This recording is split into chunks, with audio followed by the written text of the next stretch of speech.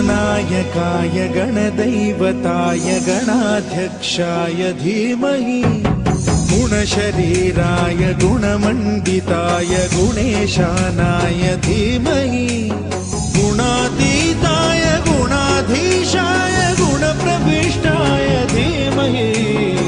एकदन्ताय वक्रतुण्डाय गौरीतनयाय धीमहि गजेशानाय भालचन्द्राय श्रीगणेशाय धीमहि